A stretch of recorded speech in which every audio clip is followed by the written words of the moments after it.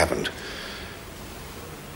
Count Sylvius. We've spoken to him. He remembers seeing nothing untoward. He would. And the Commissioner himself has asked me not to pursue that line of inquiry. Count was lucky, sir. If we stayed any longer, he might have got clobbered as well.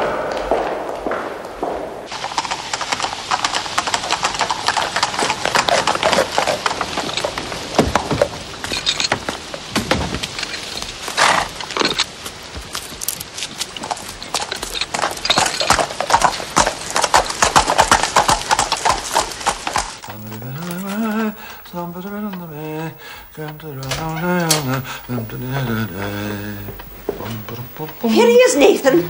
Oh, dear. Oh, he hasn't, has he? Yes, he has. Young Watkins, nice to see you after all these years. Pay no regard, Doctor. Well, sit you down, young Watkins. A species of the family, Vespertilionidae. I found them in a subterranean cavern in my travels in Safari and Southeast Africa in my younger days. They don't get out much now, of course. Hands and legs aren't what they were. Nathan, Dr. Watson is acting for Mr. Sherlock Holmes. He's come to talk about the other Mr. Gary Debb, not your hands and legs. Ah, here it is. Tell him what the American told us. Our visitor started by explaining that anyone from Kansas in the United States of America would recognize the name Alexander Hamilton Gary Debb. He had no kith nor kin, but he took a kind of pride in the queerness of the name, and that's what brought us together. One day I had a visit from the old man. He was tickled to death to find someone else with the same name, and dead set on finding out if there were any other Gary Debbs in the world. So he asked me to find him another. I said I was a busy man and couldn't spend my life hiking around the world in search of other Gary Debbs. But when he died, about a year later, he left behind the queerest will ever filed in the state of Kansas. His property was divided into 3 parts, of which I was to have 1, on condition that I found 2 Gary Debbs who would share the remainder. $5 million each, if it's a cent. But we can't lay a finger on it until we all 3 stand in a row. Don't believe a word of it. Sir, there isn't one in the whole of the United States. I went through with a fine-tooth comb and never a Gary Debb could I catch. Then I decided to try the old country. And sure enough, there was your name in the London telephone directory.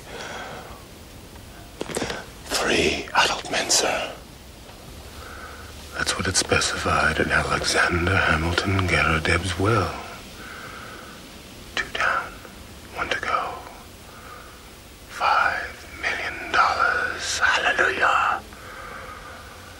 Unparalleled good fortune. Female relatives are disqualified. Surely there must be some other Gary Debbs in the world. What do you think? Well, do you believe this man's story, Mr. Gary Debb? Oh, without a doubt. He had an honest face. Oh, the man's a rogue. Your sisters think otherwise. Emily and Agnes are inclined to read too much romantic fiction. Inclined to find shadows where there should only be light. Nonsense. Well, thank you for explaining, Mr. Gary Debb. It's been a great pleasure to see you again, sir. May I have a word, please? Nathan. Oh, you silly old... Well, you'll just have to draw your own conclusions. If, as seems probable, this American Gary Debb is a rogue, then you may already have seen the last of him. But please let me know if there are any further developments. Oh, we shall. Goodbye, sir. Good day to you then, young Watkins. Poppycock and balderdash. Just think what I could do with $5 million. I've got the nucleus of our national collection. I shall be the Hans Sloane of my age. Oh,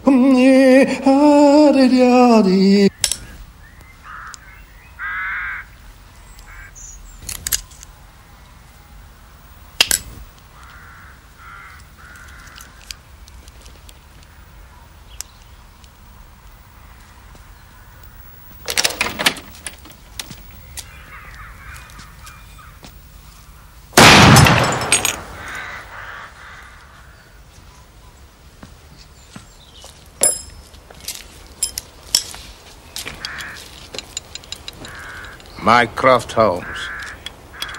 Well, well. First the police, and now you.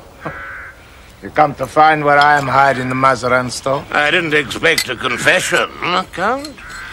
Then you won't be disappointed. Please, sir, if you wish. Be careful. It's a hair trigger.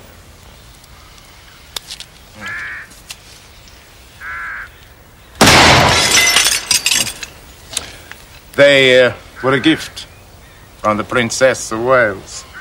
Such balance, such workmanship.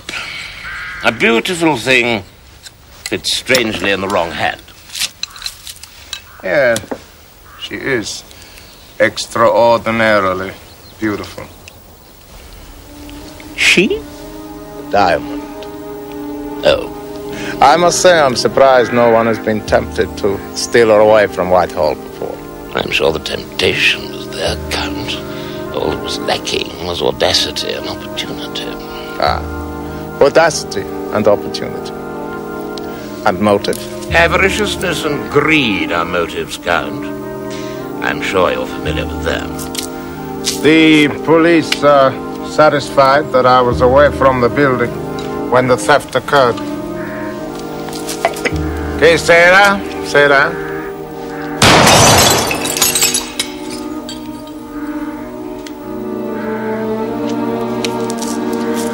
I'm following my own line of inquiry, as my brother did with Miss Minnie Warrender when she accused you of stealing her jewels. My conscience is clear.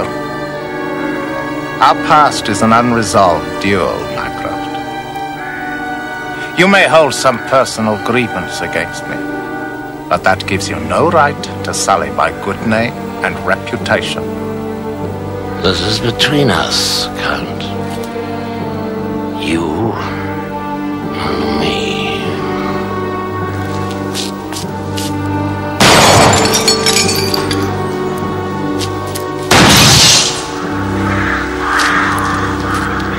Oh, do forgive me.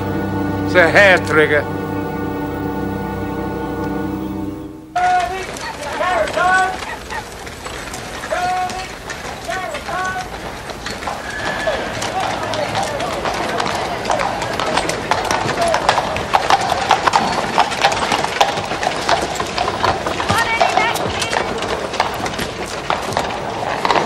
Should have waked up.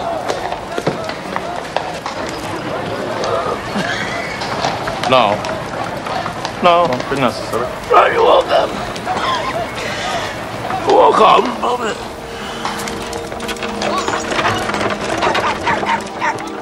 My dear Holmes, I agree that $5 million is an impossibly generous offer. But for the sake of my old tutor, I hope it doesn't prove to be false. I'm sorry to disturb you, Doctor. There's a Mr. Gary Debb to see you. Thank you, Mrs. Hudson. Show him in.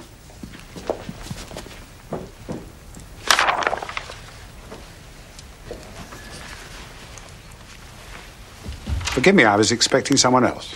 Mr. Nathan Garrideb, I suppose. You must be Dr. Watkins. Close. What can I do for you, Mr. Garrideb? For a start, you can stop interfering in matters that don't rightly concern you. I'm sorry. I saw the old man and his sisters today, and they told me you were acting on behalf of Mr. Sherlock Holmes. That's no reflection on you, Mr. Garrideb. Mr. Holmes and I have means of getting information which is not normally available to the public. I don't want the police butting into a private matter. But surely the sooner we find a third male Garrideb, the better for all concerned. Well, that puts it different.